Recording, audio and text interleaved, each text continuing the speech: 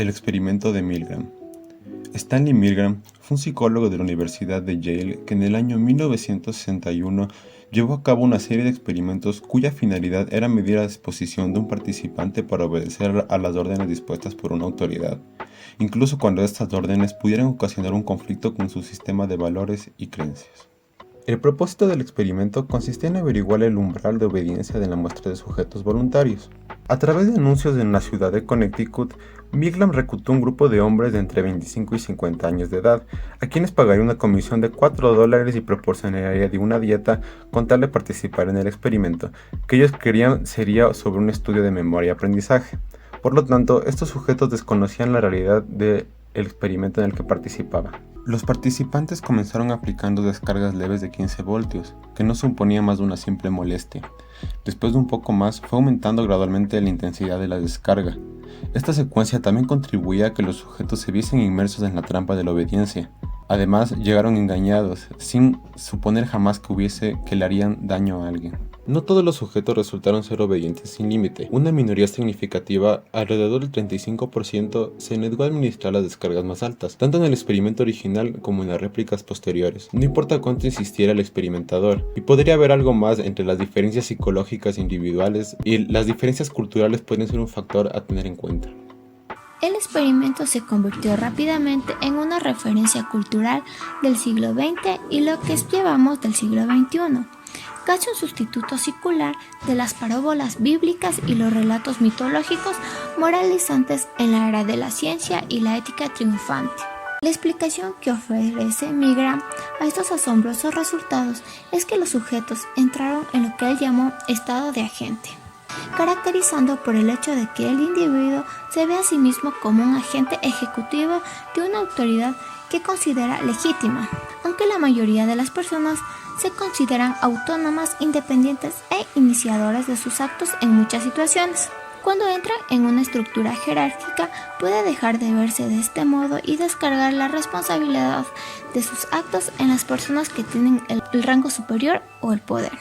Para obedecer, por tanto, la autoridad debe ser considerado legítima en los experimentos de Milgram. La figura de autoridad se conocía fácilmente, como sucede en muchas situaciones de la vida real.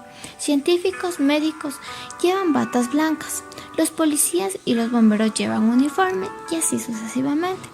Por supuesto, el experimento de Milgram no solo dio que hablar sobre la obediencia, sino también sobre la ética en la investigación psicológica, debido al engaño y a la situación tan angustiosa en la que habían sido atrapados los participantes.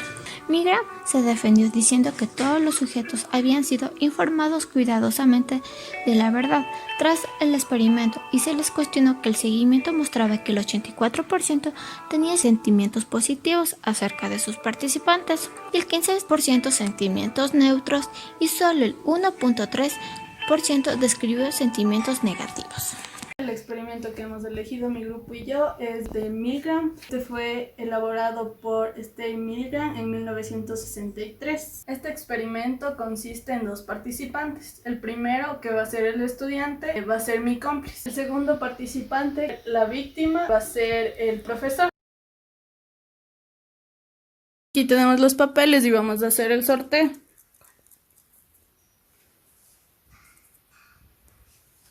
Por favor, abre tu papel y muéstranos qué te tocó. Profesor. Puedes abrir el papel y decirme qué rol te tocó. El estudiante. El rol del profesor tiene que realizar estas preguntas al estudiante y mediante ella el estudiante vaya respondiendo, sea la pregunta incorrecta, él le va dando toques. Aquí tenemos la máquina de toques. Si la segunda respuesta es incorrecta, va subiendo su intensidad, así sucesivamente. A continuación te voy a realizar el siguiente cuestionario. La primera pregunta: ¿cuáles son los 5 tipos de sabores primarios? Dulce, salado, ácido, cítrico y umami. La respuesta es correcta. La siguiente: ¿cuál es el lugar más frío de la Tierra? El Polo Norte. Incorrecto. La tercera pregunta: ¿quién escribió la Odisea? Aristóteles. La respuesta es incorrecta. Te tendré que aplicar el segundo choque eléctrico con más intensidad. La siguiente pregunta: ¿cómo se llama la capital de Mongolia? Taiwán. La respuesta es incorrecta. Te tendré que aplicar el tercer choque eléctrico.